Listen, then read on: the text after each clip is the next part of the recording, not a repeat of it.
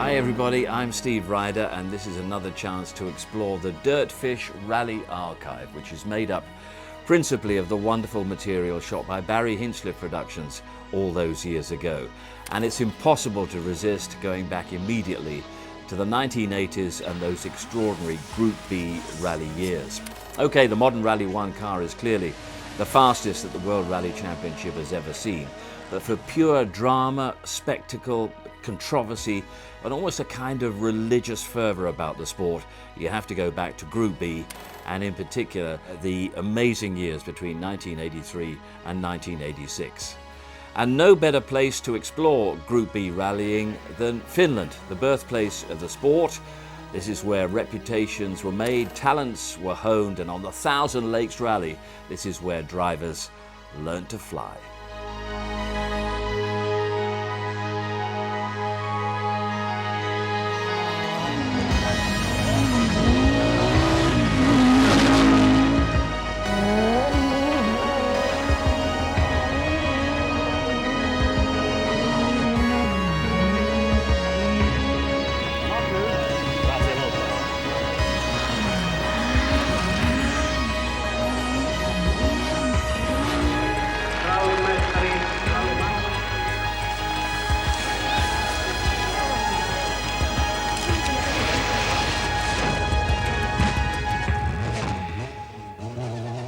At its inception in 1983, there was, of course, only one four-wheel drive Group B rally car, Audi's Quattro, which had changed just about everything in the sport. But Audi didn't have things entirely their own way. They lost the first Group B manufacturer's title to Lancia.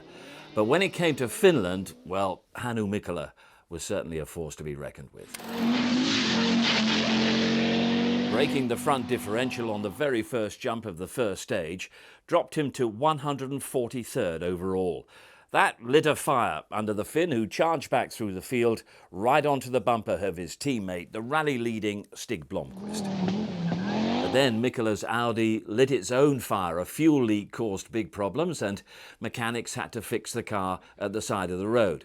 It's a petrol leak we had, and the engine took fire, and it has been problem since, and now we are changing this, what they call gallery, new one. And caught fire, the engine caught yes, fire? It caught fire. On the stage? Yeah, on the stage, but we came to the finish, you know. Mikkola sees the fuel gauge is not reading correctly. It's going down, you know. But what is it now? Standing. How long time? 5 minutes. 10 minutes. Too long? I don't know how you can smile, Hassan. I don't know if I cry or smile. Eventually, the repairs are completed. The engine fires and Mikkola sets off for the time control. It's extremely tight, but he just makes it. Blomqvist is trying to ease out his lead, but the pressure is still there, and now it's coming from Mikkola. With one stage remaining, Mikkola held a slight advantage. I think we are leading 5 seconds now. And this is the last stage? This is the last stage, yes. Have you ever driven this quickly before, Hannu? I don't know, you know, it has been quite hard driving, yes. I still enjoy driving, you know. Have you enjoyed the rally, really, with all the dramas, even? I have never had so many dramas I have had in this rally. And in the end, Mikkola produced the fastest time on this last stage to seal it. Then came Blomqvist, 23 seconds behind.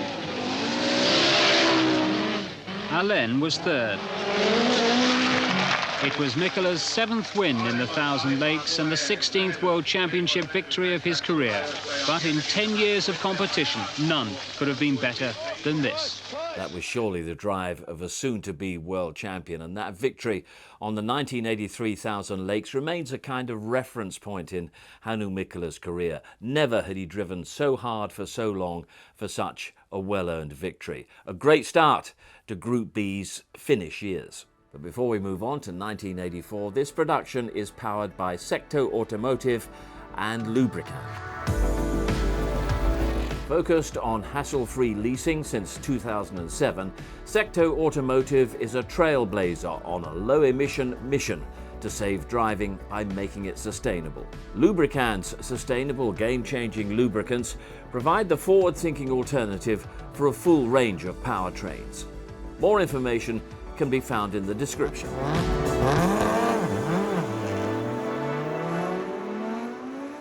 Audi's domination of Group B was under threat when the World Rally Championship returned to Jyväskylä some 12 months later. Under the direction of Jean Todt, outstanding designer Jean-Claude Vauquard had worked his magic on Peugeot's 205 T16. Unlike the Audi, the French machine didn't follow a production format, instead going with a mid-mounted engine and four-wheel drive.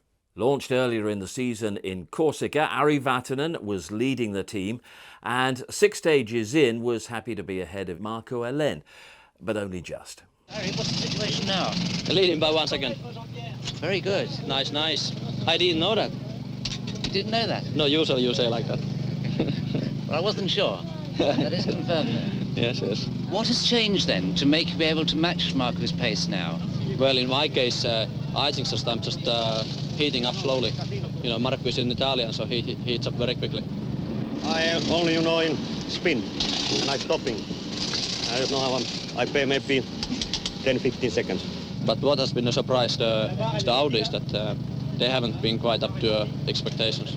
The lack of speed from the German cars was a surprise to everyone. That was despite a new shorter wheelbase that was expected to make the car more agile and work on the engine that raised power output to 500 horsepower. But none of that could make an impression on Vatanen's Peugeot or Hélène's Lancia, and worse was to come. The rally claims its first victim, Michel Mouton. It was a very quick left and right over brow, and over brow the car was very, very light and it started to slide. And I just thought the car will spin, and unfortunately the road was very narrow and we touched something when we start to spin. And we spun, but we roll also twice. And after, we went out of the stage and we repaired, but it was very long to repair because all the back was damaged, both sides, so it needed long time and we were 9 minutes too late for the time control, so we were out. Michel Mouton joins the throng of spectators at the start of the second leg, the traditional special stage around the streets of Jyväskylä. In his attempt to keep up with Hélène, Mikkola is about to push just that little too much and dramatically crash out of the rally, leaving Blomqvist as the sole remaining factory Quattro driver.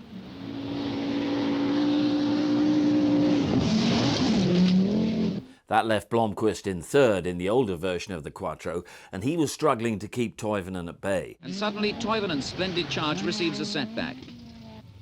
In the failing light, he arrives at the service point at Tampere, and the Italian mechanics descend on the car to investigate what's wrong. Henry, what was the problem? Must be the shock servo which is broken because the car is completely sideways to the left, on the left corners, and impossible to drive. So we slowed down the last one.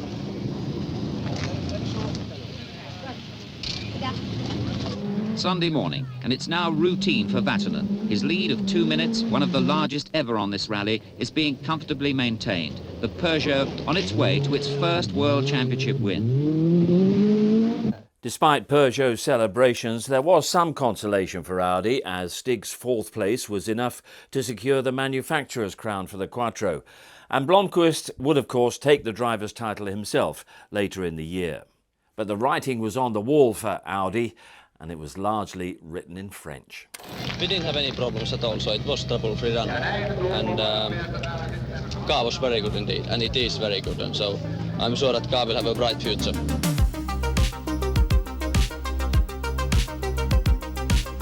On to 1985, and with last year's Thousand Lakes winner Ari Vatanen still recovering from his enormous crash in Argentina, Peugeot's hopes and aspirations sat with his countryman Timo Salonen, newly signed by Jean Todt for the 1985 season. Fourth place here would secure a maiden world championship for him and Peugeot, but the rain certainly wasn't going to make things straightforward. It's not nice weather for feeling, but I think so we have good chance. Our car is good on a little bit slippery road, but feeling is of course not so nice to drive in wet condition. How are the wings and things going to be affected by the jumps, No, it's no problem. No problem? No. you make of the weather then? Weather is not so nice in Lancia now, but I hope it's coming better. Is the forecast good? Well, you know, I hope tomorrow, but like today is very bad in condition like this in Lancia. It's going to make your chances even worse then, isn't it, really? Yeah, much, you know, I have in yesterday good chance, and also 2 days ago, but now in raining like this is difficult, very difficult.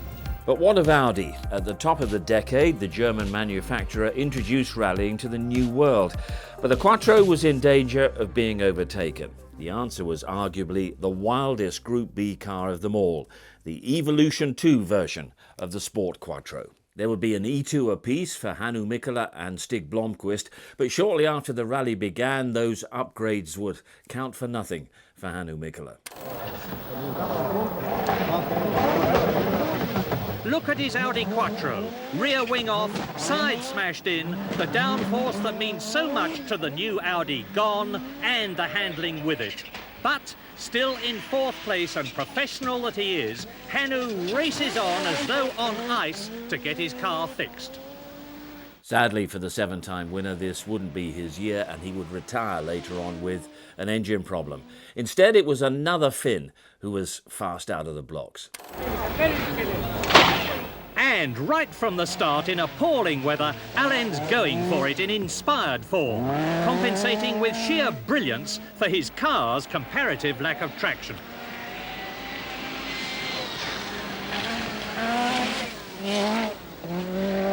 Stage 1, Henry Toivonen works Lancia, back in rallying after a 4-month injury layoff.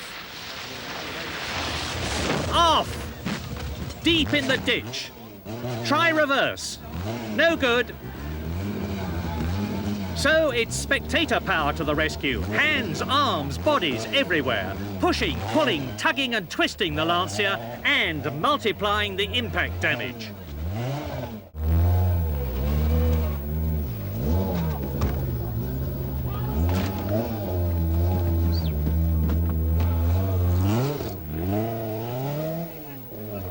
Astonishingly, Alain stayed ahead through day one. Exactly how? Well, Barry Hinchcliffe, as ever, put the driver on the spot. Very difficult, but it's coming not too bad, but in very slippery, very, very slippery. I believe you're leading, though. Huh? You're leading, I think. Yeah. By how much, Marco? I don't know, 10 seconds about. So the slipperiness, the four-wheel drive has not been an advantage then? You were worried before the start? Maybe I'm super drivers. Super indeed. Alain leads brilliantly in the Lancia, but only 7 seconds behind him, World Championship leader Timo Salonen. As the weather dried out, Salonen was able to stretch his legs without too much risk to his title hopes. The Peugeot gradually eased clear of Alain's Lancia and arrived at the finish to make history for himself and his team. Stig Blomqvist was able to give Audi something to smile about with his second place in the E2, while Marco Alain was a rather disgruntled third. He was getting a bit impatient for the overdue arrival of Lancia's Delta S4.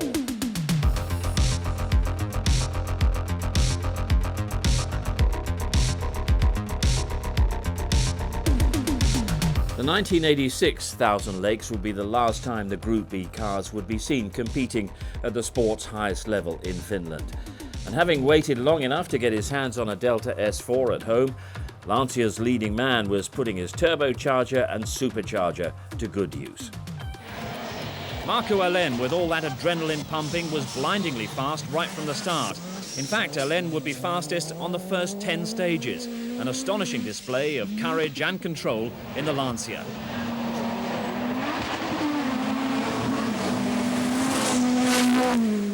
Back at it first thing on day two, the leader survived a near miss on the short Valkeakoski stage and soon found his Lancia being reeled in by a brace of Peugeots. Salonen eased his way clear of Kankkunen, only for his Peugeot to hit trouble on the street stage finale of day two. Tim, you've really been flying today, haven't you? Yes, but now we got small problem. We lost turbo pressure in that last stage. And oh no. Yes, I don't know, something is wrong. Well, in the town stage or the last? Yes, middle of the stage in no power. What happened then? Did you come to a halt or something, or what?